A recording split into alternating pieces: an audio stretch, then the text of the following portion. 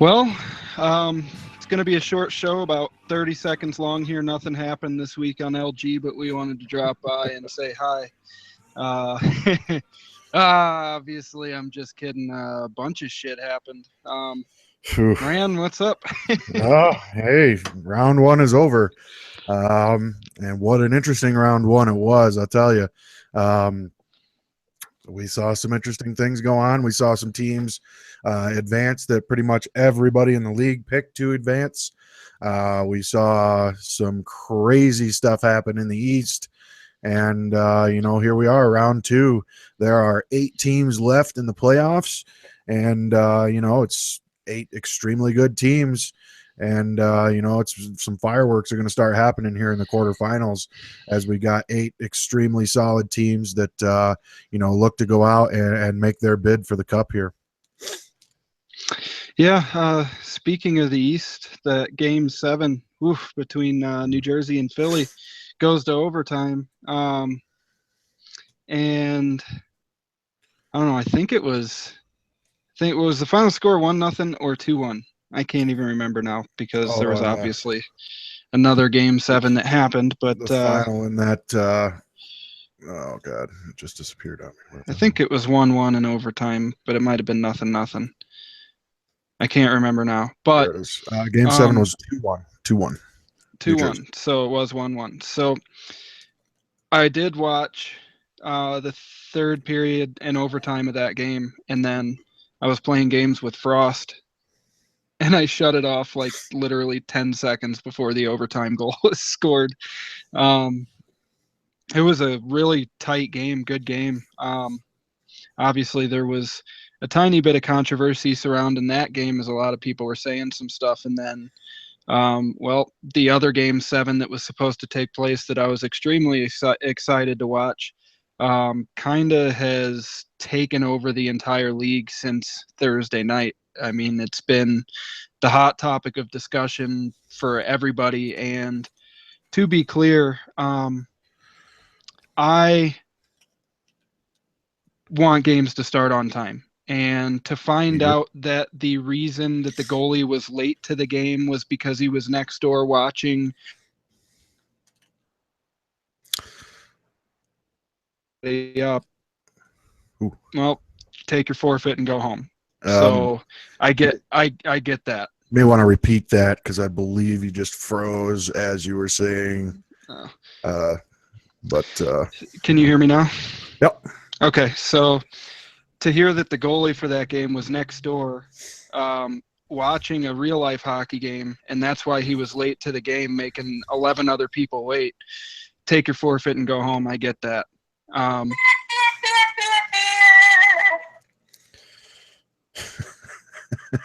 Watch that, Yeah. And play in it. It involved 2 full teams who put a full season together to lead up to that moment, and then just yeah, man, that's disappointing on so many different levels. It's just, it sucks, man, but it's been the theme of the year. People, crush me about it in the shout box, and it is what it is. I can take people bashing. I'm a grown ass man. I just blow the little kids off. Is that a Seinfeld reference? You're a grown ass man. But respect people's time, man. That's on the East Coast, that's 11:20 at night, man. Like, there's a lot of guys who play in this league who have kids, families, regular jobs. They have to be up at 6 a.m., 5:30, even 5 a.m. And they're taking time out of their lives to do something that they love to do. And I get that, but there's a reason that the games are supposed to start at the top of the hour, and it's just been a consistent theme all season long. They haven't. Every single game, it seems like somebody's on, we need time. Mm-hmm. And they use it as a crutch. And it's not there for a crutch. It's there for a reason. If you cannot log on to the servers, if you're having trouble getting online, that's why it's there. It's not if, you're busy talking to your girlfriend, or you're watching a game next door, or you're at work. None of that counts. Those are not valid reasons to be late and ask for extra time in a game. If that's the case, you need to be you need to replace him with an ECU. An ECU needs to come out, and ECU needs to go into the game, and the game needs to get off as close to the top of the hour as possible. Quarter after, because somebody's out, running late grocery shopping or something, it's unacceptable. It's not a valid excuse. It says right in the Constitution, connection issues only. Right. Now, at the same time, for me personally, it pisses me off because there's a lack of respect there for everybody's time. But I really wanted to watch that game, and because it was so close to, like, it was happening, Carolina was calling forfeit, but they kind of weren't calling forfeit, and the invite was sent and everything. It's a game 7, and in a league where we play competitively like this, to not just play the game and see what would happen, irritates me as a competitor, because I really don't want to ever be put in the position to have to take a forfeit in a game 7. I want, right. I'd That would suck. in all honesty, I would rather show up and lose 11-0 than take a forfeit in game 7 and wonder what could have happened. Yeah. I'd rather just know I got my ass kicked and my season was over, than either be forfeited or take the forfeit and move on. And because now, like, Carolina followed the correct procedure for the league, or the league would have overturned it, which they didn't. And everything that they win from here on out, if they continue to win, if they beat Buffalo, move on. If they were to end up winning the cup, the rest of the popular vote in the league is going to say that it means nothing, where, to me, it's just a unfortunate situation that, obviously, I don't think all the guys on that team wanted to take the forfeit, but the people who are in management are tired of putting up with the late times. And I know through 82 regular season games and 5 postseason games, we didn't have a single game in those 87 games for the Arizona Coyotes that started on time. Everything was at least 10 minutes late. There might have been 1 or 2, and it was shocking. Honestly, it was shocking. I think I actually remember, and it wasn't a game that we played in, that's for sure. No. But it was a game that another one of our lines played in. It might have actually been against Carolina, but it was shocking. It was like, holy crap, you guys are ready. Okay, let's go. And I mean, it never happened. Just never happened throughout the entire season. We're always, you would be sitting in the party ready to go at the top of the hour, and you'd be like, guess what? Here comes the message. Oh, guess what? This team needs time. Oh, big surprise. Or that team needs time. Big freaking surprise. Like, I don't know, man. I'm a stickler for being on time. If you're not 5 minutes early, you're 5 minutes late. Well, so it's frustrating, the whole thing. But, I definitely see the point of where it's a game 7, man. Like, game 7, I mean, first of all, you should be there at the top of the hour ready to roll. It's a game 7. And second of all, it's game 7, man. I wouldn't feel right moving on in a series with a forfeit win. no. Just wouldn't. So I see both sides of it for sure, but it's a double-edged sword. There's definitely, I mean, I could see both sides of it. I could see where Florida could be super irritated, and I could see where Carolina could be super irritated, and both for completely different reasons. And I mean, I get it. I get the whole thing that went down. It's unfortunate that we had to have a game 7 go like that, because like you said, that was going to be a very entertaining game. And I mean, who in their right mind, there probably wasn't anybody but the players on Carolina that picked them to beat Florida, or even have the chance to get to a game 7 to begin with. Mm-hmm. So the fact that Carolina took them to a game 7, hats off to you, boys. That's a hell of a job in of itself right there. Taking Florida, which I thought was the favorite to win the cup this year, without a doubt, with the defensive core that they had, getting that team to a game 7 in the first place, good job, man. Like, bravo. But the way that it went down and finished off is just unfortunate for the league. And but hey, it sends a message: be on time for your games, and not quarter after isn't on time, man. That's 15 minutes late. That's 20 minutes late, really. And I could see where people being late to a game, because you're having to use an ECU for a guy who's going to be at work or something, and you're using an ECU that's currently playing in the AHL. Or, we had this specific thing happen to us this season where, we had a guy who was ECUing for us that was scheduled to play, excuse me, at the 30 past the hour in the AHL. And we had messaged the team way early in the day, and we were like, hey, can we please start this game on time tonight? It was a Sunday night game.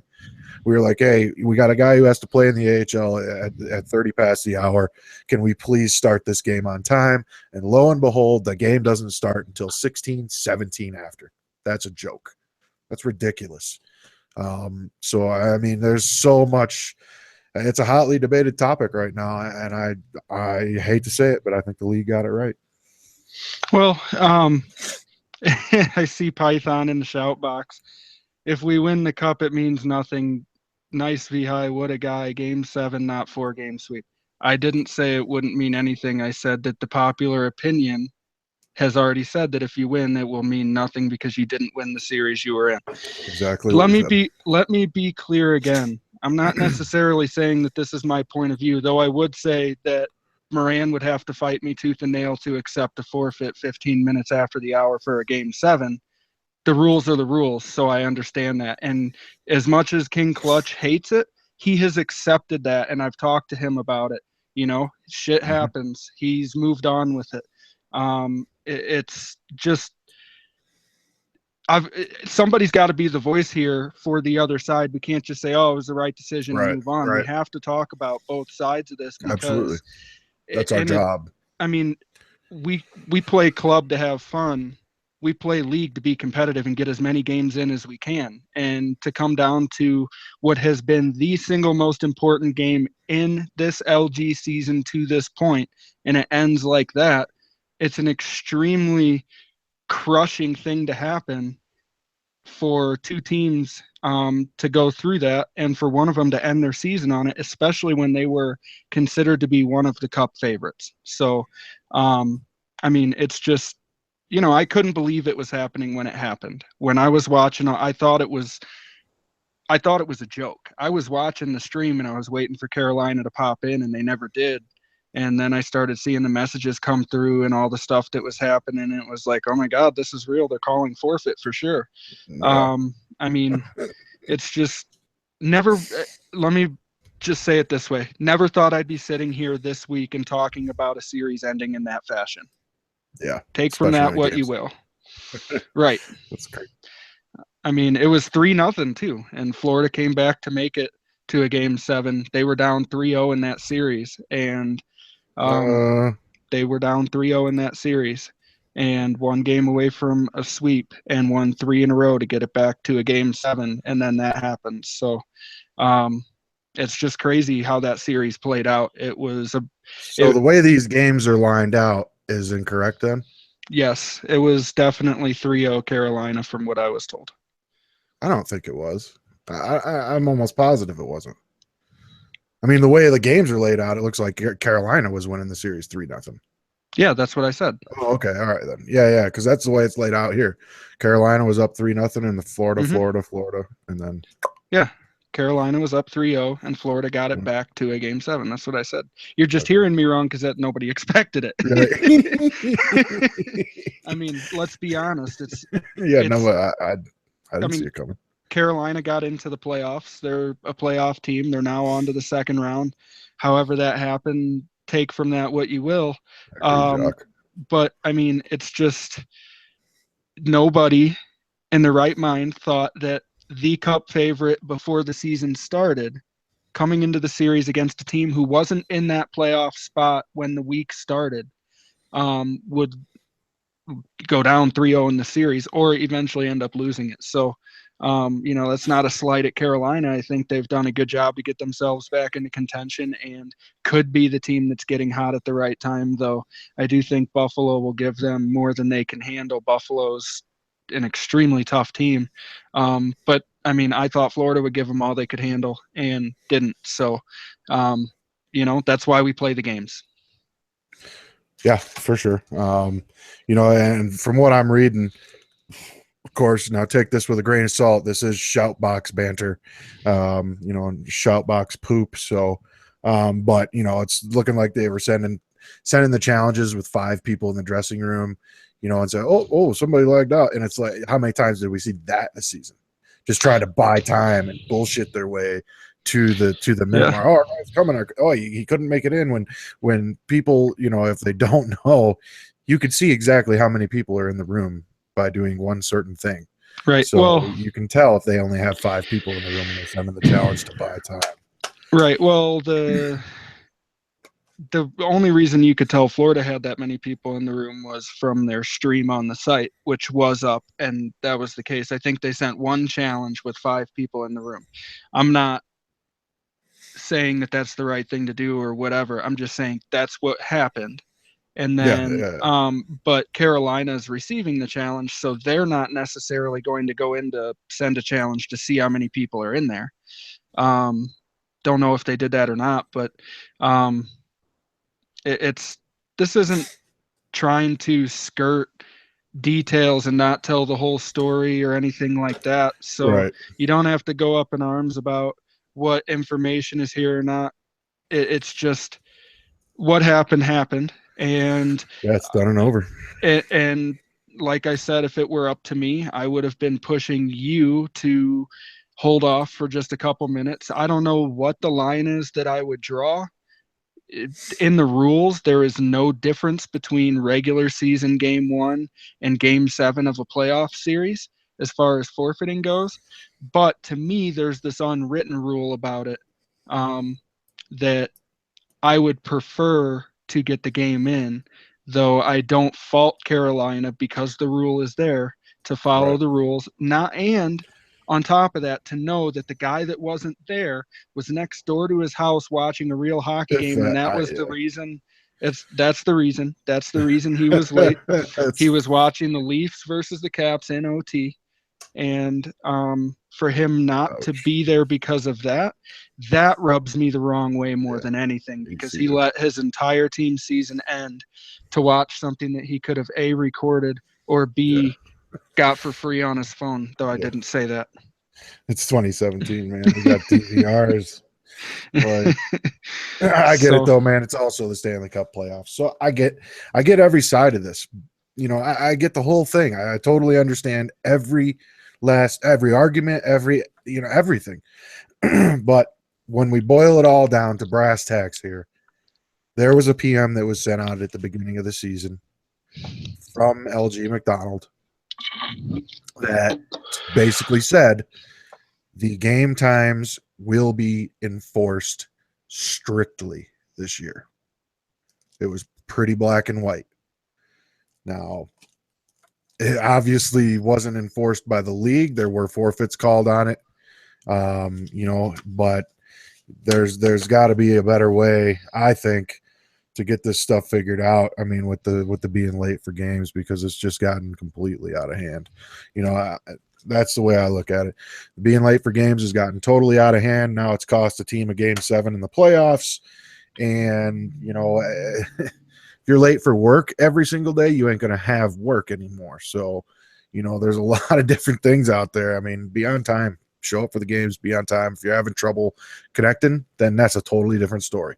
Or, but if you're playing in another league, or you got stuck at work or anything else, then hey, sorry, man, you lose your game. You get ECU'd, you move on down the road on time as scheduled and go. mhm. Yep. And I also want to say, as much as people are saying stuff about Carolina, I'd like to point out that a good portion, not the entire team of Florida, but a good portion of the team from Florida, especially a couple of guys who were supposed to be in that game, have said it is a rule and it is what it is. So good for them for not freaking out as an entire team. I know some guys more than others were freaking out, and of course, as I get it.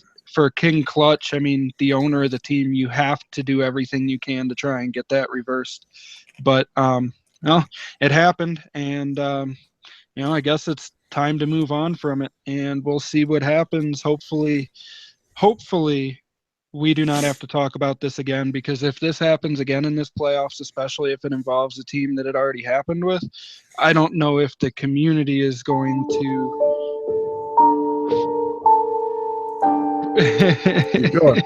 is going to freak out about it or not. But I mean, it's just, I don't know. I hope I never have to sit here and talk about this again, because I mean, honestly, when game sevens happen, I want to be watching them, not watching the shout box about why they're not taking place. Yeah, without a doubt. It's an unfortunate incident, and it's, poopy pants. So, I mean, I guess instead of having to watch a game seven, I can just go back to the driving range and get ready for my round of golf tomorrow morning, because the Arizona Coyotes did not take care of business against the Calgary Flames. They, well, let's just say we fell short. I don't know. It was, Calgary was much more prepared for that. I mean, there were some of the craziest things I've ever seen with EA in our series with them. 10-minute major. I mean, yeah, to a 10-minute major in the third period of the final game of the series. That was awesome. Killed the whole damn thing, but it also killed the game because we had no time to play offense. But just let's be honest, we were down four. The game 4 night, where Tuesday night, where we had two guys lag out at the exact same time twice in that game. That happened to Buffalo. Apparently it happened to Florida too in a game on the same night. So there was something going on with the servers that night. I'm not saying whether or not the games would have changed or not. I mean, game 4, I think if that doesn't happen, we win. We were outplaying them in that game, or our line was not our line. Our team was outplaying them in that game, and that happens. Yeah. But I mean, just the craziest shit that has nothing to do with it being played on the ice happened throughout the first week of the playoffs here. All I can really say is that I really hope as we get closer to the cup here that the games are determined by hockey, and the series are determined by hockey, and we don't have any more of this fuckery going on. Yeah, I'm just going to put it out there. I mean, playing in competitive leagues and being in, competitive games and stuff, I mean, all of it really is a moot point, because EA doesn't have their shit together. PlayStation doesn't have their shit together. And when, you got guys who are constantly lagging with perfect internet on their computers, but yet they're still lagging in games, it always puts another team at an advantage. So, I mean, until EA gets their shit together, we're always going to have these, iffy, gray areas where some weird, shitty stuff happens in a game. And, basically all that is, a message to EA and PSN. Step your game up, man. Come on. Like, what the hell? Yeah. I'm watching a Madden tournament all day today on online going live. Not once do I see or hear any of those guys talking about lag. It's non-existent in Madden, and it's non-existent in FIFA. So come on, NHL, get your head out of your fart box. Yeah, but I mean, let me be clear here. That is not the reason Calgary is moving on. Calgary was the more prepared team in this series. They came out and took care of business in large fashion for a couple of those games. So, it's just frustrating. It's the same as the forfeit, that I'd rather not win or lose by forfeit. I'd rather just get my ass kicked or kick some ass. I'd rather really get my ass kicked than have something sticking in the back of my head to give me some sort of excuse as to why I might have lost, instead of just knowing that I wasn't good enough. So, anyway, there were a lot more series going on than that. Yeah, I mean, in that series, I mean, I got to tip my cap to the players. DeBard was outstanding, played extremely well. J6219. I punched his teeth down his throat and didn't really get rewarded. That series. Dineza 77, outstanding. Frost. I mean, you got some guys on that team. That team is definitely poised to make some noise here. I think they got 3 solid units that they can roll. They can, they can combine. They've got a solid team, top to bottom. Hats off to them. I think they're going to do really well. But yeah, you were a poet and didn't know it, huh? Poised to make some noise. But man, Pittsburgh goes up 2-0 on Washington. Washington comes back and storms back and wins 4 straight to end that series in 6. There were a lot of crazy things that happened, and I think, if I'm not mistaken, every team was on the verge of every series was on the verge of elimination after 5 games, and only 2 games made it to a game 7. But the series that made it to game 7, the other series, that Philly New Jersey series, New Jersey jumps up to a 2-0 lead. Philly comes back, and if I'm not mistaken, I think, got to pull this up here, I think New Jersey did win game 5 to go back up 3-2, and Philly forced a game 7, but I could be wrong. It could be the other way around. But that Philly New Jersey series was everything that I thought it would be. And if you remember, I picked Philly in 6, but said with a caveat that if it goes to game 7, I do think New Jersey's got the better game 7 lineup. And that proved to be the case, though it was extremely close, that game 7. So it was 2-2. It was 2-0 New Jersey. Philly ties it at 2. New Jersey wins game 5 10-1. And then game 6, Philly wins 3-2, and then game 7 2-1 in overtime. At least that game 7 happened and was extremely entertaining. It was a really good game. I think New Jersey is, they lose their owner at the midway point of the season, a little after that, right before the trade deadline, I think. somewhere around there. And Odie makes a couple of deals, gets some guys in there, and it looks like this team is starting to get back to what they were the first couple of weeks, where they were leading their division and dominating teams. To lose 2 games in a row and come back and win game 5 to take the series lead with a 10-1 victory is a statement game. We're putting a stop to this 2-game run here, and we're not going to let you just come back and walk right through us in 6. I love seeing teams do that. It's fun to watch series go back and forth like that. New Jersey and Philly was that 2-3 matchup that we were talking about that was going to be a potential for a huge battle. You never know what's going to happen in a series like that. And it went back and forth just like you would hope it would. Well, this one was truly the epitome of home ice advantage. The home team won every single game played in this series, which is super weird. But maybe it goes back to the thing I was just talking about. But anyway, when you break this series down, guys like Lab Rat goes out there, picks up a couple wins in this series, scoops up 10 points, 6 of which were goals, was a +7. JD Hegel had a great series. He was 3-0 in the series, picking up 10 points, 6 goals, +6. And then you go over to the defense. Odie was 2-0-1 in this series. Wait, how's that possible? 2-0-1 in a playoff series? Oh, I guess overtime loss. Yeah. Sorry, I was looking at something too. But yes. he picks up 4 points.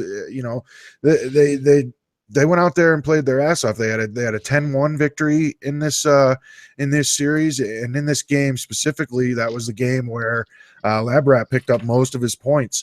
He goes off for 4 goals, 3 assists in that game.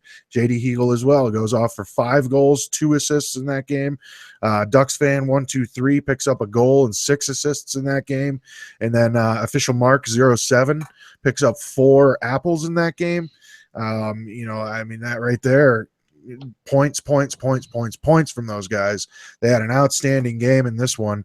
And then Rhino, of course, coming in, listen to this.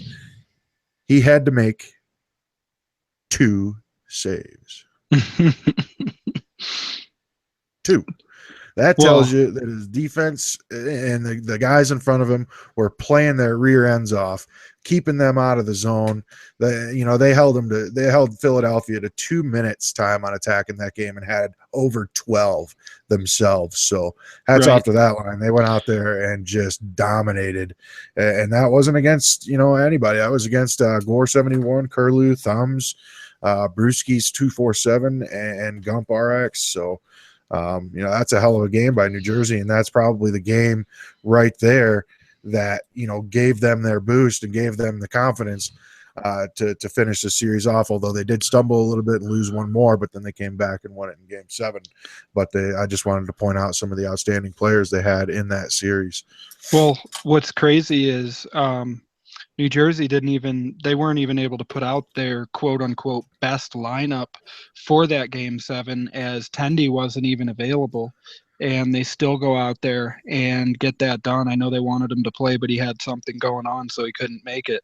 Um, Still go out. But I mean, as much as we talk about Florida's defensive core, St. Louis's defensive core, New Jersey's got a solid defensive core, but their number one pair with Odie and Official Mark, I don't know if there's a better top D pair in this league that plays on a regular basis. A lot of teams have to take those two D men and split them up between lines to make um, two solid D pairs instead of one elite D pair. New Jersey doesn't have to do that, as you've seen. They've made it through the first round of the playoffs doing it that way.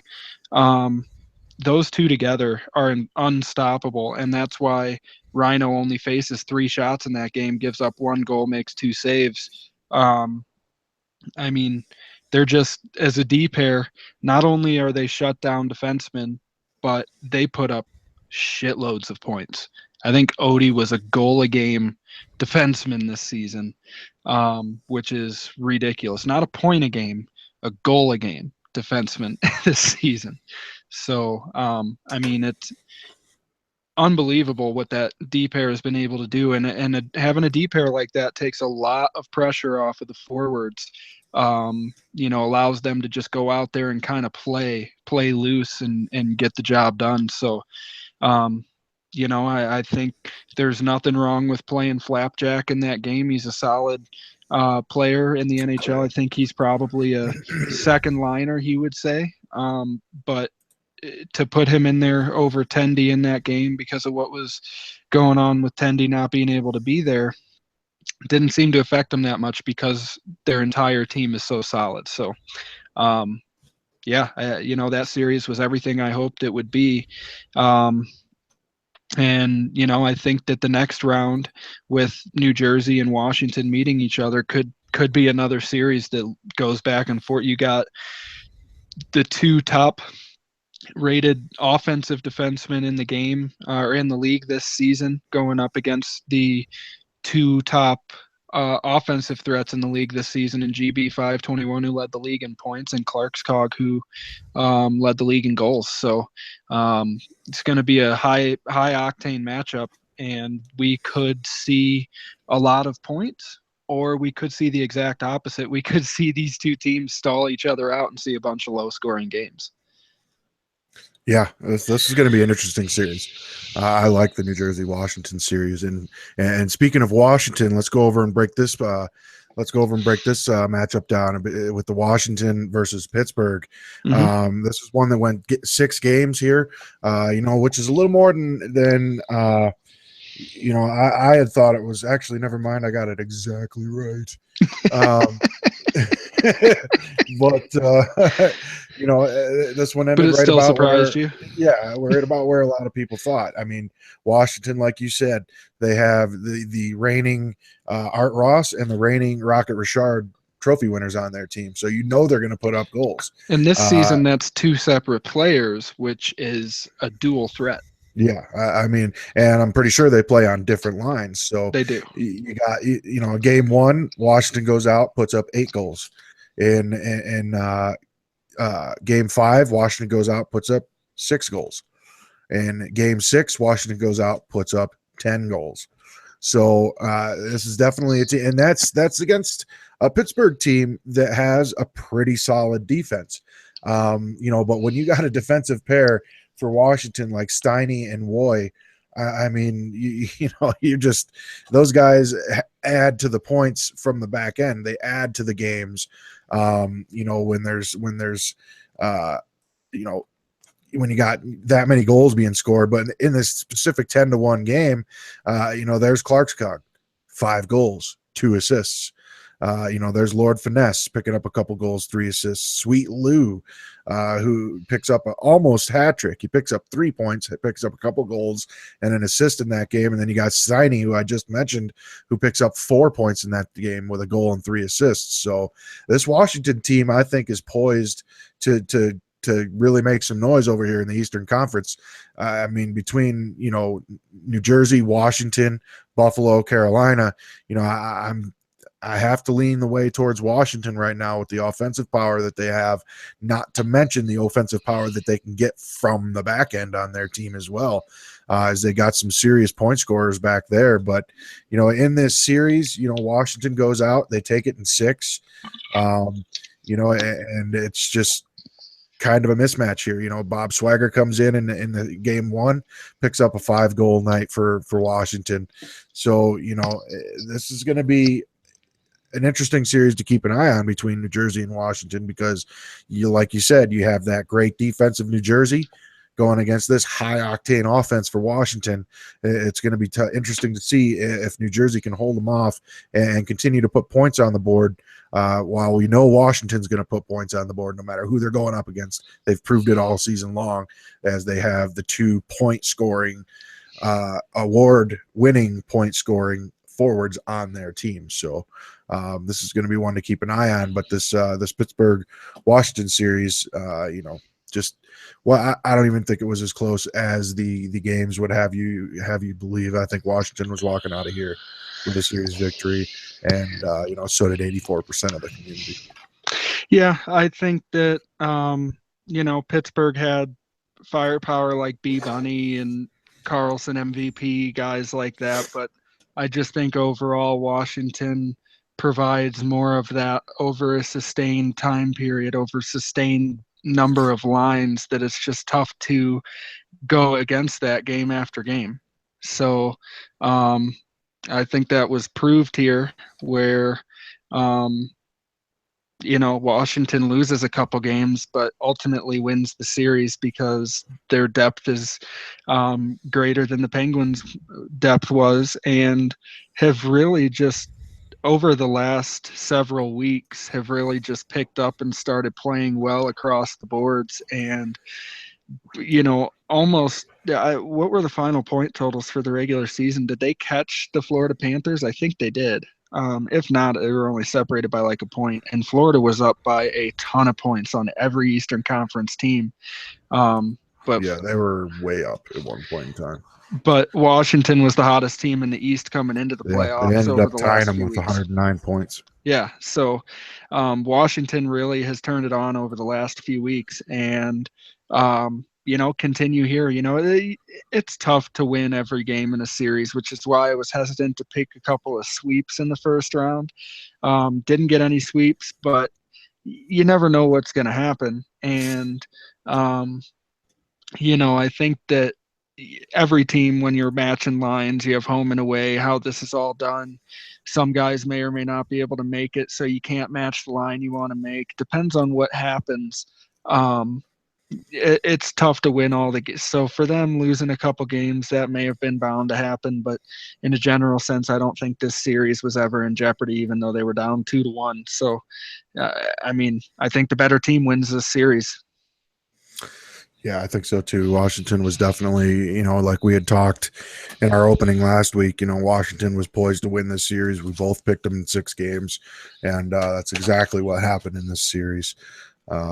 So moving on to Boston and Buffalo, which was a series that a lot of people thought was going to go a little bit more evenly in this series. But, with those moves that Buffalo made down the stretch to pick up guys like Schroyer, and,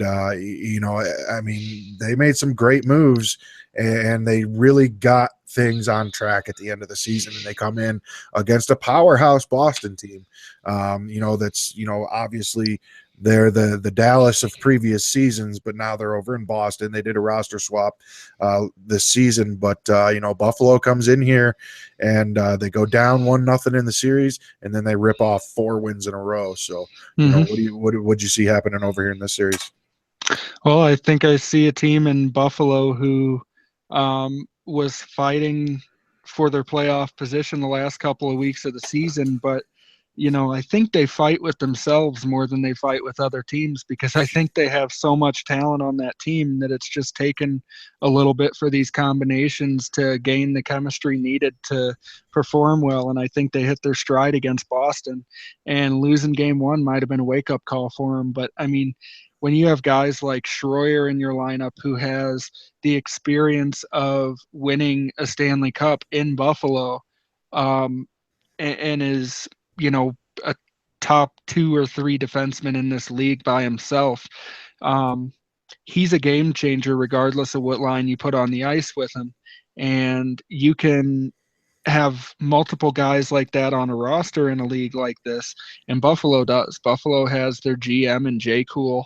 They've got Ryan and Net, who, he might have some games here or there where it's like, what the hell happened to Ryan? But first of all, I want to say, I don't think I've ever seen a goalie as good at stopping a breakaway as Ryan. The guy never seems to give up a goal on breakaways. Now he put a decor in front of him with Schroyer on one D pair, Skills Pay Bills, his first overall draft pick on the other D pair. Probably don't give up very many breakaways. But those 2 guys as defensemen change game in the defensive zone and, more importantly, in the offensive zone. These guys put up crazy points, and they put them up in huge situations. I remember playing against Schroyer, or watching us play against Schroyer with Detroit early this season, and we ended up winning that game 5-4 in overtime. But Schroyer, I think, scored 2 goals and set up the other 2. He had 4 points in that game, created all 4 of Detroit's goals, and really didn't spend that much time in our defensive zone, in the offensive zone for him, but was able to create 4 goals and scored the game tying goal with like 3 minutes to go in the game. Guys like that to have on your team, especially when you are in a playoff battle with somebody, can come down to be the most important guy in the entire playoffs.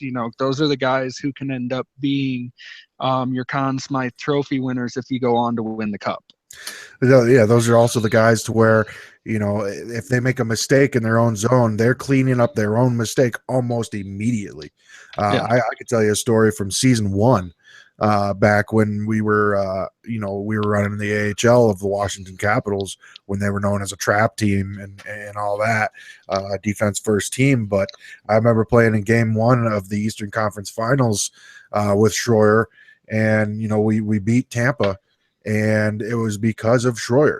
There was a play specifically that I remember, I'll never forget it, in that series where he tried to make a breakout pass and it got bounced, deflected or something, went right to the slot, right to a guy's stick. Schroyer's on him immediately, lifts his stick, takes the puck away, skates behind the net, breaks it out, and gone. We're up the ice. I was just like, wow, he just made a mistake, recovered from that mistake all in one motion, and broke the puck back out up the left. Those are the type of guys you need to go out and win championships. And Buffalo has 2 of them on the back end in Schroyer and Skills Pay Bills. Right. Well, yeah, the difference between a Schroyer and like a myself on defense is I may make a mistake and the puck ends up in the back of the net, and then I don't make that mistake again. Schroyer makes a mistake, gets pissed, doesn't let the puck hit the back of the net, and then goes down and puts it in the back of the net. That's the difference between your average NHL players and your elite level players. And Buffalo seems to have found a combination that in a series like this can make all the difference. I mean, I think Boston, it was a very solid team, and I expected them to put up a fight here. I think I picked Buffalo in 7 in this series. Yeah, we both did. I'm surprised Boston didn't win a couple other games in one sense because they have some game-changing players on their team too. But Buffalo might be one of the best teams built around sustaining high-level play line over line through 7-game series multiple times in a season. Right, and they got a guy like Teagill, who was a former Edmonton Oiler, comes over. He didn't put up a lot of points in this series. Of course, nobody did. These games were fairly low scoring, relatively speaking, to a lot of games that we've seen across the league here. They got one guy on the top 20 forwards for the first round of the playoffs, and that's Teagill. He was 2-0 in the series, but he only had 5 points, couple of goals, +3, but he got that job done both times he was out on the ice. This is a team that's poised to make some noise here, and definitely am interested to watch Buffalo here as they go up against Carolina, which we all know coming into this series. We shall see how this one goes. But it's going to be one to keep an eye on. That's for sure. Yeah. I think Carolina is on the verge of being a team that could be a Cinderella story, but you win a series against Florida, forget the way it happened. They win a series against Florida, and they won the first 3 games of that series outright to send it to where it ended up being, and all that shit broke loose. Can you continue as the 8th seed in the Eastern Conference? Can you continue on having to play Florida in succession with Buffalo, followed by New Jersey and Washington, one of those 2 teams, and then go to the finals and face a Dallas, Chicago, Minnesota, or Calgary? Like, that is probably the single toughest road in this entire playoffs. I don't think they've got the team to take them that deep. I think Buffalo will win this series, but boy, that Florida series, you have, what a series. They come out, they win the first game. Everybody's like, oh, wow, Carolina won a game. They come out, they win game 2. Carolina's up 2-0, steal home ice advantage. They come out game 3, they win it. Florida's facing sweep. They're facing 3 nights in the playoffs, and they're done. And then Florida comes storming back. They win game 4. Now it's 3-1. They come back the next night, win both, 5 and 6. And we're ready for this amazing game 7. And then all the wind gets taken out of the sails, and Carolina moves on to face Buffalo. I mean, that's literally what happened. The series is a great series through 6 games, and then all of a sudden it's Carolina against Buffalo. I mean, say what you will about how it happened, that's exactly what happened. Yeah. We'll see. We'll see if they can continue the momentum. Like you said, they did go out and they did win the first 3 games of that series. So that's going to be one to keep an eye on. We'll see, if it was a product of Florida not taking Carolina seriously, or is it a product of Carolina getting hot at the right time? That definitely remains to be seen. And we'll find out, eventually we'll see. Carolina takes on Buffalo in the quarterfinals here, and New Jersey takes on Washington in the Eastern Conference. So, moving on over to the Western Conference, we have another series that, we each got correct here. We both picked Dallas. I picked Dallas in 5. You picked Dallas as your only sweep. Actually, you did pick another sweep as well. Yeah, the Florida game. Yeah, I picked the Florida sweep, and they almost pulled off the reverse sweep. Yeah. But moving over to this series, this is one that, some people didn't, Colorado had a good team, and it just seemed like they had some turmoil going on internally with the trade that was made, and then the trade was reversed, and that's kind of a tough way to come into the playoffs, although they may have had it all squared away. Who knows? But they go out, and Dallas goes out and takes care of business in this series and moves on to the quarterfinals, just like 92.7% of the community thought they would. But, starting this series off, what did you see here? Well, I think I saw the high-powered Dallas team that seemed to just continue on a run of wins over the second half of the season here.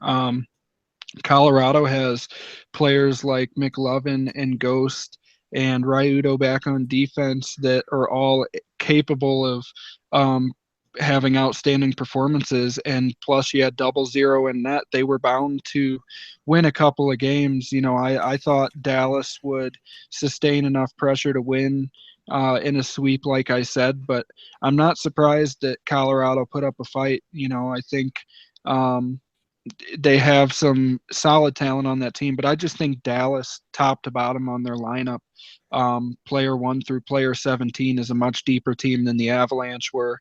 And ultimately, I think this series mirrored what happened between Washington and Pittsburgh. They lost a couple of games, but I don't think this series was ever in jeopardy. Yeah, without a doubt. And this is the team that did go out and, take that President's Trophy. With Florida being out to such a lead early in the season, Dallas continued to do their thing. They continued to move forward and push forward and ended up with that President's Trophy. And coming into this series, they were definitely the high favorite here. But to Colorado's credit, they took a couple of games from them here, and it doesn't look like any of these games got out of control.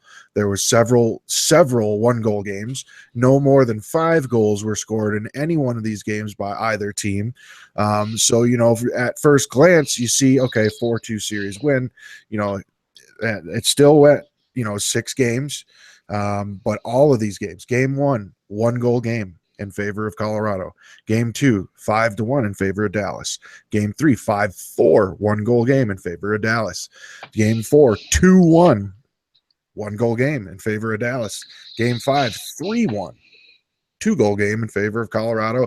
And then in game 6, they finish it off with a 3-2 victory in favor of Dallas to close out the series. So, in looking at this, it isn't the blowout that everybody thought it was going to be. Colorado came out and they put up a damn good fight here. And this series honestly could have went either way. And that's, that's a tip of the cap to Colorado for going out there and giving everything they got in this series. I just think it comes down to the fact that Dallas has an extremely stacked team. They're good offensively. They're good defensively. Bill went out there, went 2-0 in this series, picked up 7 points, 5 of which were goals. LMAO, BBK went 2-0 in this series with 6 points. 6 of those were goals. So, Dallas has definitely got a team here that could make some noise as well. So, and moving on to these quarterfinals matchups, it's going to be interesting to see what teams start to separate themselves as true contenders. And it remains to be seen for Dallas here, as, they definitely they had a good series here with Colorado. Yeah, they did. Think it's a good warm-up series for them. They're now going to play the defending Cup champion Blackhawks. And an interesting stat as I was looking at the matchup between the Stars and the Blackhawks is that Bone Crusher, who is one of Dallas's best players, if not their best player, was 0-3 against the Blackhawks this season. I just thought that was interesting. To see. If you would have asked me, I wouldn't have guessed that he lost all 3 times he faced him. But before we get into the Dallas-Chicago series, let's talk about this Blues-Blackhawks series. Chicago, I think what they were at the beginning of the season, like I said last week, to what they are now are a night and day difference. I think that they started the season with 2 solid lines, 2 very good. I shouldn't even say 2 solid lines. Their first line and their first defense pair are elite. Their first center, CC Piper, best center in the league. I don't think there's any question about that among anybody in this league. He was 1-1-1 in the regular season against the Blues, and he comes into this series and you think maybe St. Louis has him figured out. St. Louis wins a couple of games. Crofto plays extremely well in net. A couple of the games that Chicago wins in this series against Crofto are extremely close games, but I think the depth that Chicago picked up by the trade deadline and what they were able to do with this roster is the difference from the beginning of the season to now, why they are considered a contender, instead of that wild card team that looked to be just hanging on by a thread after a couple of weeks. Oh yeah, I definitely think that Chicago moving forward is starting to find their rhythm. They're starting to really gel again as a team. It's not like they never did. I mean, they just kind of had a little bit of turmoil, that went down during the season. And I'm trying to pull something up here as I talk, and it's just wanting to fight me here. But as Piper taken over this team, I think he's done a good job with this team. I think he brought in some key players to solidify this team's depth. They've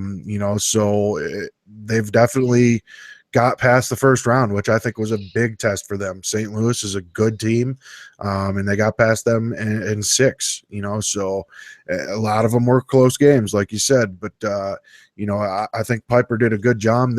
This is now his team, we'll see what they do. But in this series, the thing that stands out to me almost immediately in this series is that when you look at the power rankings, I don't think there's a single Chicago Blackhawk on the offensive power rankings. Mm-hmm. And that tells you everything you need to know about the Chicago Blackhawks team. It's a team that gave up the fewest goals against throughout the regular season, and they continued that trend right into the playoffs here. They don't have a single guy on the offensive who's hot. But when it comes to the defense, they have 3, if not 4. They have 3 guys in PTP, Stevie, and Canuck. So, that really points to the way this team is built now. They're not built just to go out there and pummel you with goals and outscore you. This team plays defense. They have outstanding goaltending, and they're poised to really make some noise here and, get the job done. We'll see. They're coming up against a Dallas team who likes to put the puck in the net. So this is going to be a very interesting matchup to me when it comes down to Dallas versus Chicago, because you got Dallas, who's an offensive team. They score bunches, goals in bunches. And then you got Chicago, who has now become this defensive juggernaut who keeps the puck out of their net. So that's going to be an interesting series. But to go back to this series, you and I had both had St. Louis winning this series. I had St. Louis in 7 games. You had them in 6, but Chicago does go out there and prove a lot of people wrong. 51% had Chicago winning the series, and 48% had St. Louis. So it was split right almost down the middle in this series. So it could have gone either way, but Chicago comes out on top in 6. Yeah, and they win one of the games 5-1, game 3. But all 3 of their other wins were 1-goal games, 2-1, 2-1, and 3-2, 3-2. They only give up 9 total goals in 6 games in this series. Okay, and so that's St. Louis offense. Right, with the second leading point getter in the league, Penguins hockey, the draft pick for the St. Louis Blues. The Blues win a game 3-1 and 1-0, and Chicago gives up more than 1 goal in a game only 2 times in this series. That's game 6. They gave up 2 goals. Game 1, they gave up 3. All the other games they gave up just 1 goal. So, I think Chicago is just, they might have the ability to shut down this Dallas Stars high-powered offense. Kern's setting a LG record with 11 shutouts. I went back and watched that final shutout game, and Piper was losing his mind because he kept trying to, all he was saying was possess the puck in the offensive zone, and he kept passing it to Serpy, and Serpy kept fucking shooting. He's like, dude, quit That's shooting. the most annoying thing ever. He's when like, you're trying to possess the puck right, and kill a game. and he doesn't want to say we're trying to get a shutout for the, he can't Right. say it. Yeah, So he's like, possess the damn puck, please. Right. And I just remember watching one of them in the 3rd period. Serpy's high in the slot, nobody near him. Piper has like 15 seconds to pass him the puck, and he skates it like halfway to him because he's thinking the whole time, like, he's going to shoot it if I pass it to him. He skates halfway to him, and he passes it to him, and he rips it as a one-timer, misses the net, and he's like, I knew he was going to shoot it. I almost didn't pass it. But that just shows you that the mindset on this team is get enough goals to be in the league. And then possess it and let Kearns shut them down. And so far, that's worked. This team gave up they gave up the least amount of goals, and this team knows from its playoff run last season going to win a cup that it's not necessarily how many you can score, but it's how many you don't let up, and they are not letting up very many at all. And that might be the exact formula. In fact, I think it will be the formula to beat these Dallas Stars. I do have Chicago winning that series against Dallas. I believe they're going to win in 5 games is what I put. And I really just think that they've got the like Piper being the best center in the league. He's not just like this best center that goes out and puts up 150 points a year. He's the guy that literally wins every big faceoff he needs to win. He's a 200-foot player. Yeah, makes smart decisions with the puck. And he's one of those guys that if he makes a bad play, he's immediately breaking it up and taking the puck right back, not allowing you to go any further with it. So, yeah. I like Chicago's defense. I like the way they've put together that. I like the way Piper has put that team together. I like the way he has them playing. If you ever watch one of their games and you listen to Piper, he's constantly coaching. He's constantly, talking to guys, constantly telling them things to do and putting them in positions to succeed. And I love that about him. I think he does a great job, and he gets his point across. He doesn't get it across in a real pricky way. Sometimes he has to get on people and be like, hey, man, what the fuck? But other times he's just like, hey, man, you should get that in deep there. Or, hey, you had me wide open there. Or, like you were saying, possess the puck. I think this is his team now. And I think he's done a great job with this team. And having the goaltending that they've gotten this year from Kearns, it just adds to the fire of the Chicago Blackhawks. So I think they're definitely poised to be the team that could shut down Dallas. That's going to be a series to keep an eye on. But moving forward, onward and upward, we go to the LA Kings versus the Minnesota Wild. Before we go to that, I also want to say Kearns is a guy that you and I haven't always seen eye to eye with, talking in the shout box with each other in post, but he's always the aggressor, so I don't know what his problem is. But regardless of any of that, if it came down to a vote for me, I think hands down he is the Vezina Trophy winner this season, and I think he might be the difference for this Chicago team if they go on to win a cup. I think the way that this team has started to play and the way that he's been in net for them, I'm not sure they're beatable.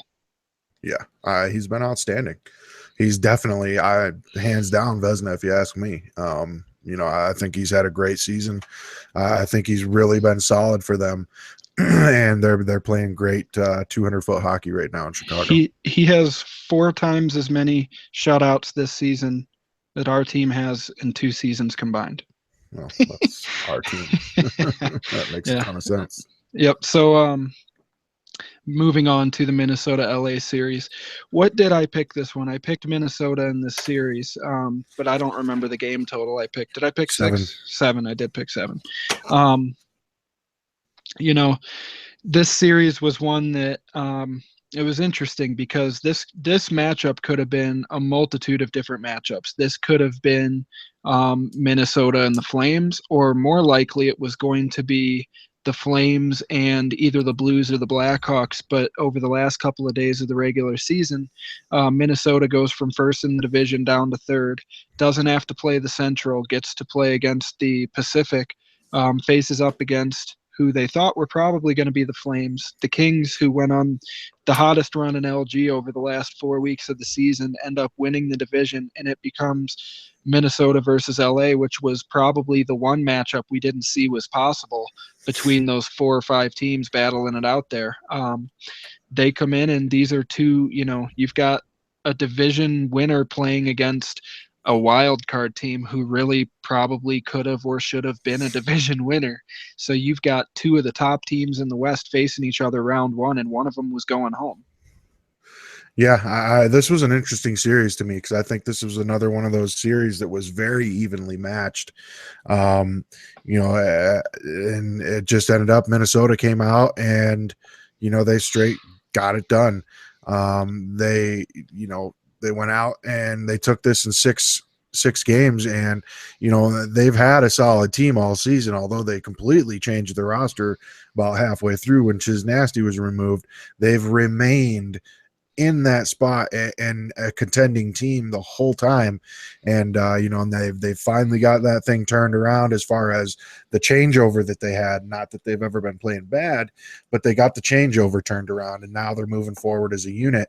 And I think they're going to be one to look out for. This series between Minnesota and Calgary is going to be definitely one to keep an eye on here, because I think these are two extremely evenly matched teams, kind of like this LA Minnesota series was. I think both teams are very deep, but Minnesota came out, and a lot of people thought that this was LA's series to lose, and they lost it. Minnesota came out and they won the first 3 games of the series, went up 3-0. LA did come back and have it show a little bit of life with a couple of wins in a row, but then Minnesota came right back and put the last few nails in the coffin, winning game 6, 4-2, and moving on. But Nerdy Mamba had a good series. He was 2-0 in the series with 4 points, picking up a couple of goals. Frobe was 2-0 in the series, picking up 4 points with 3 goals plus 2. The Brooch was 2-0 in the series, 4 points, 2 goals plus 5. And then they had some defenders who really stepped up in this series. An unshipped Owlcat, who went 2-0 as well with 3 points, couple of goals plus 5 in the series. Saka, player 11, went out, was 2-0 in this series, picking up a point, which was an assist. So this Minnesota team's KQ went out in this series, picked up a couple of wins, and a point, was plus 2. So, this Minnesota team came to play in this series, and it really shows with the end result of them winning at 4-2.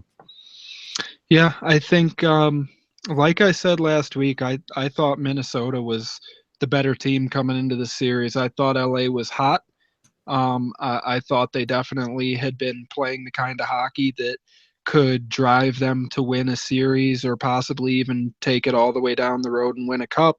But they came up against a Minnesota team that has they were really the first team, them and Dallas. Those were the first 2 teams that were really challenging Florida for that President's Trophy. And it ends up being Dallas that comes out on top, but Minnesota was in first there for a while, and you got to hand it to them to be able to do what they did after losing a guy like Chiz Nasty, to basically turn this roster inside out, kind of like Boston did last season, turn the roster inside out and continued on and won their division. Minnesota just happened to be in the toughest division in the league. So, I mean, for them, I really thought it was 2 teams that anything could happen, and Minnesota just showed to be stronger in this series. And I think jumping out to that 3-0 lead against the Kings was the best thing they could have done. You don't want to give this Kings team any kind of life, because there were a lot of games that the Kings probably shouldn't have won in that streak that they were in, but teams allowed them to stay around. And this is just one of those teams that if you let stay around, they jump on you. And Minnesota was able to, pull off the 2-0, 2-1, and 3-2 wins in the first 3 games. LA makes a statement. They have guys like Theos, Kush Demon, that can come out and put up points. They win 6-0 and then 3-2. Minnesota comes out, wins game 6, 4-2, and kind of stifles that run to come back and force a game 7. So I think that really this is just one of those series that one way or another, one of these teams was going to find a way to get it done. And, Minnesota just got it done. They strong-armed the LA Kings and put water on that fire. Yeah, without a doubt. I was surprised to see Minnesota take this series, but hey, nothing really should be surprising in the playoffs other than a forfeit in a game 7. But did that really happen? Yeah, totally, it did. It did. It's crazy, right? Yeah. But yeah, Minnesota moving on out of this series to face Calgary. They finally get that matchup that they thought they may have had coming into the playoffs. So this will be one to keep an eye on as well. Yeah, it will. I think that Calgary is, if I had to put Calgary up against the what you would call the best teams in this league. I don't think you're going to see anybody on their roster jump off and you're going to say that they've got the best player in this series. I don't think you're going to look at the Flames and think that they've got the top offensive talent or defensive talent or goaltender against, let's say Minnesota's roster necessarily, but this team is a team. And I'll tell you what, that Terry Tor DeBard line that they have, that combo of forwards that they have, it's been a while since I've watched a line that doesn't have a guy that will just go out and outpoint you, necessarily score 10 points in a game. They did that one weekend. They had like a 13-2 and a 12-1 win in one night. This team is just one of those persistent teams. They continue to do the right things. They don't make very many mistakes. And it seems like they play more of the team game than just about any other team as far as front to back. They mix their D pairs with their forward lines. They don't really have set 5-man units. Everybody plays together, and it doesn't seem to affect them. No, not at all. And not to mention the fact that they have Pat Dean in that, a guy who's come back after taking his last season off. He's come back with a vengeance here. He's 3-0 so far in the playoffs, with a .99 goals against average and a 91.9 save percentage, which is good enough for the number one star for the Who's Hot goalies of the week. So, they've got it all going in Calgary. And when it comes down to this Minnesota Calgary, matchup here, what's your pick as far as, who do you think's taking this series? Give me 1 second to pull it up. I've got Calgary winning this series in 6 games. I think Calgary's going to be a little bit too deep for Minnesota. I think that's what she said. I think they're going to overpower them a little bit here, maybe go 7 games, but I think Calgary's taking this series 4-2 here. Yeah, so I picked in this series, if I can find my pick amongst all these other picks. That's why I believe I did pick Calgary. What the hell? I don't even see my name on this list. Man, I got to pull up the thread and go find myself. I was real early in this. I did pick Calgary to win this series, I believe. Where is it? There it is. All right. So, also you have to remember that they've got Burnt Snatches in that, and he has not been a slouch at all. He's been very good. He's had 2 really good seasons in a row. Played with Boston and Tampa last season. Plays in Calgary this season, and they really have a very solid 1-2 punch in net. They're just really consistent goalies. They're not, you wouldn't say that either one of them is necessarily a standout as far as top goalie in the league or anything like that. But as a 1-2 tandem, I don't really think it matters who they put in net. Right. I like their goaltenders a lot. Pat Dean's been a good pickup for them, coming back this season and playing extremely well. Oh, how about that? It must have deleted my pick because I don't see it in here. So, well, what is your pick? We are going to go ahead, and I'm just going down the last column here to make sure. Yep.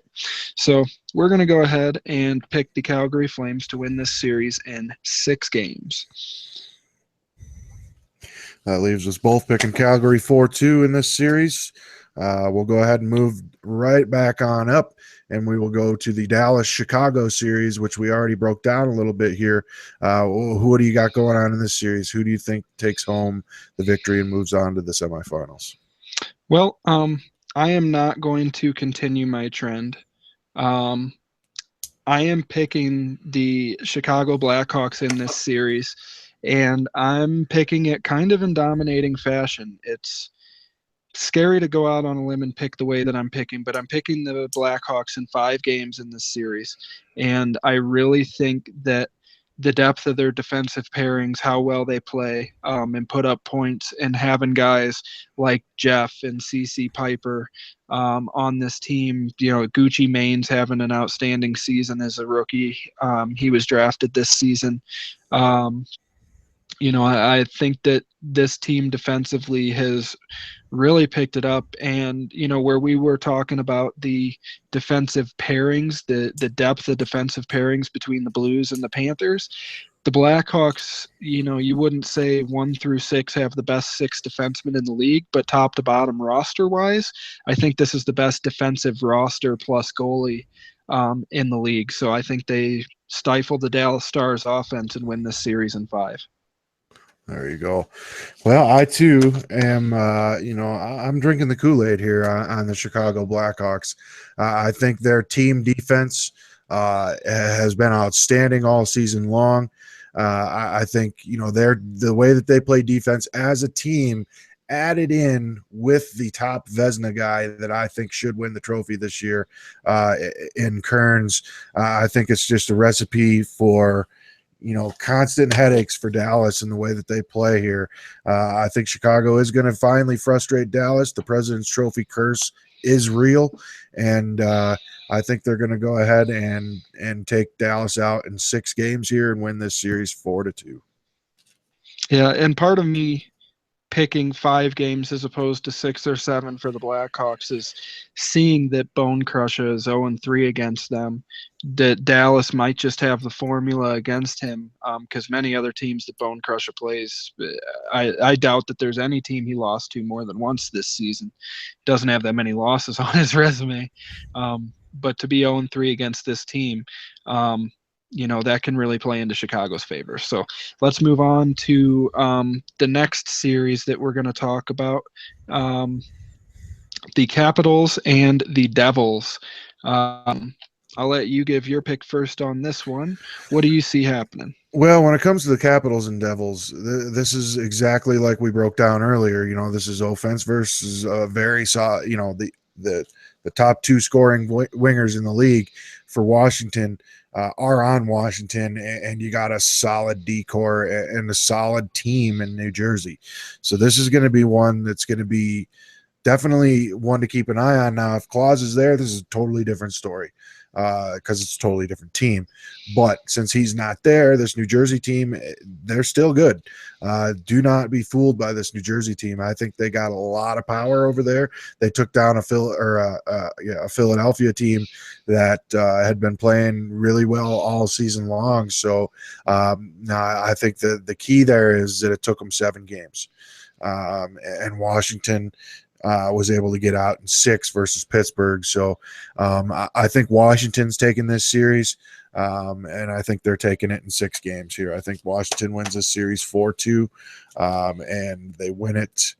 They win it on the road in New Jersey. Well, I'm drinking Kool-Aid too, but I am picking what would be considered an upset in this series. 31% of the league agree with me. I am picking the New Jersey Devils. I think that this team is rounding out nicely at the right time.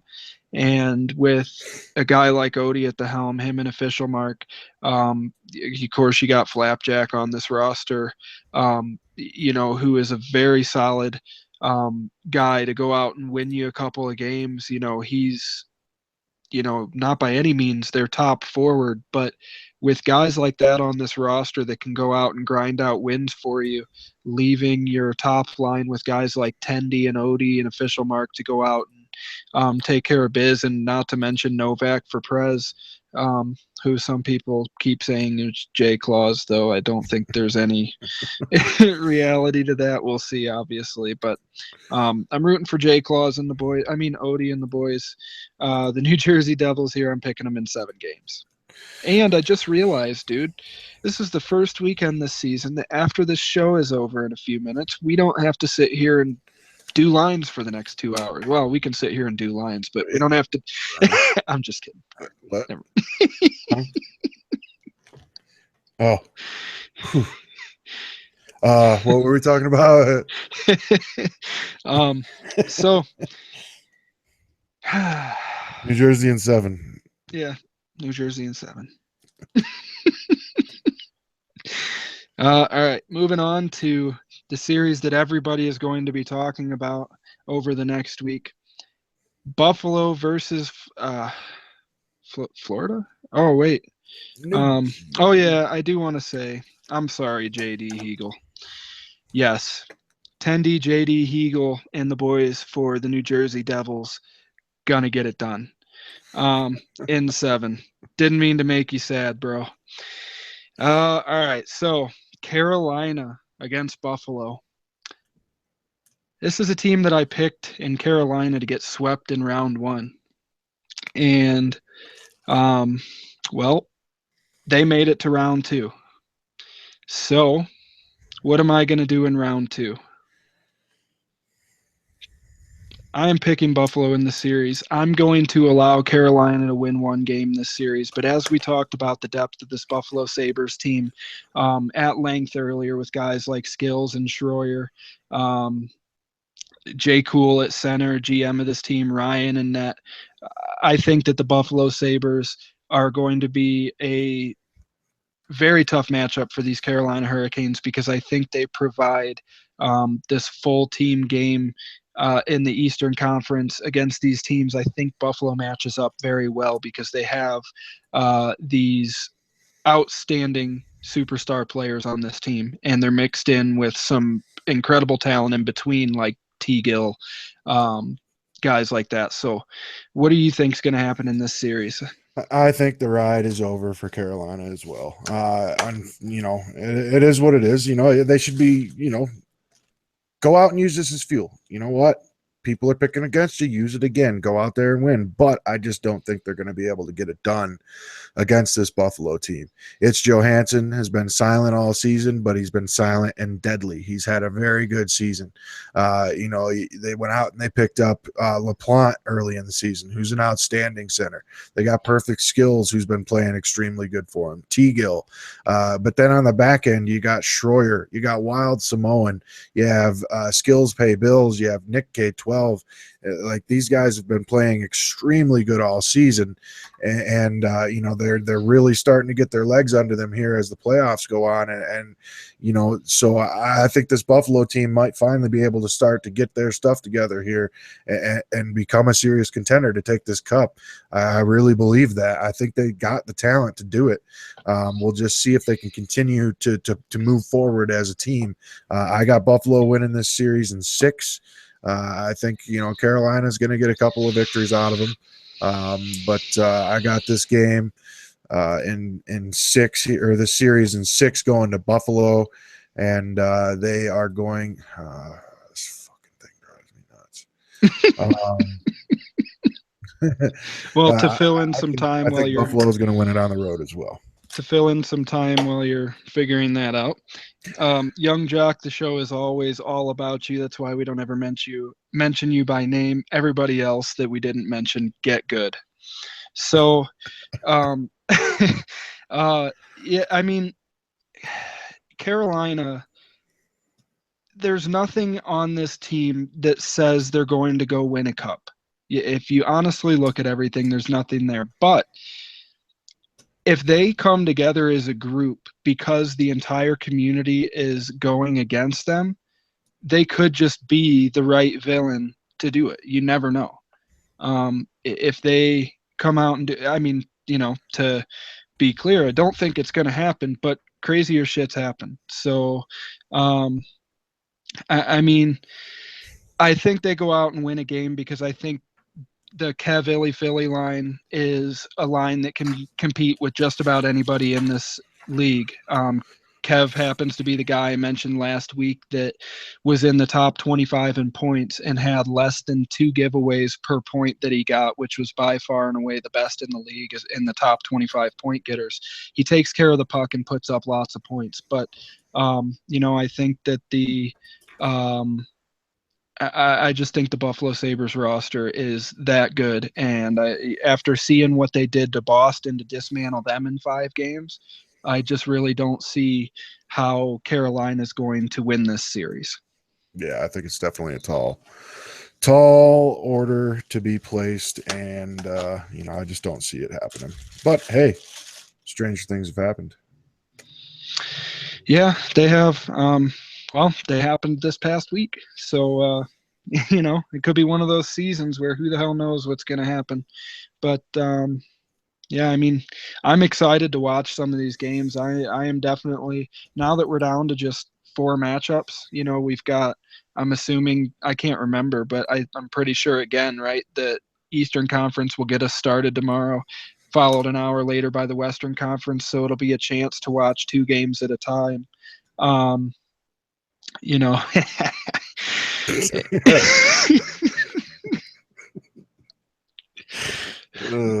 man, the secret's out. Yeah.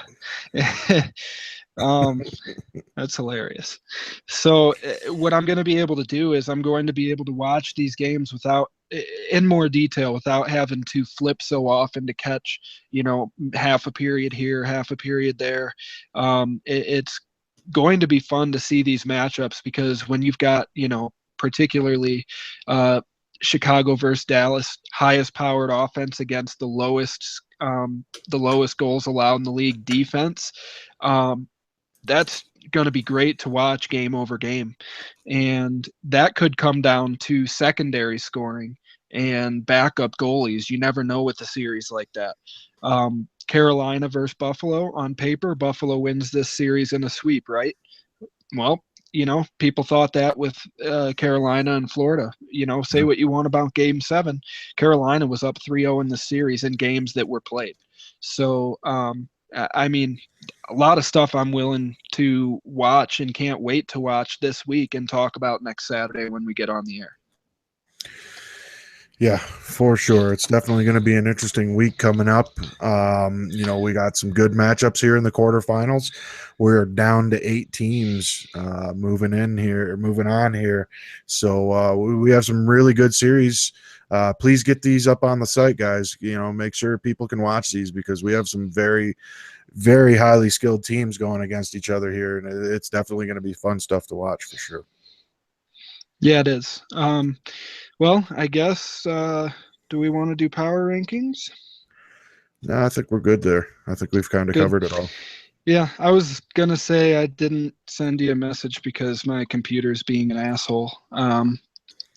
I really think with the shorter that we're getting here, the fewer teams, playoffs being here, I think just breaking down the matchups and talking about people with is enough. I don't need to break down the power rankings anymore this season. Nope, I don't think so either. Rip power rankings. GG. All right. Well, I don't have anything else to say. I think we just need to let these 4 series play out and come back next Saturday and talk about it. What do you think? I think that sounds like a plan.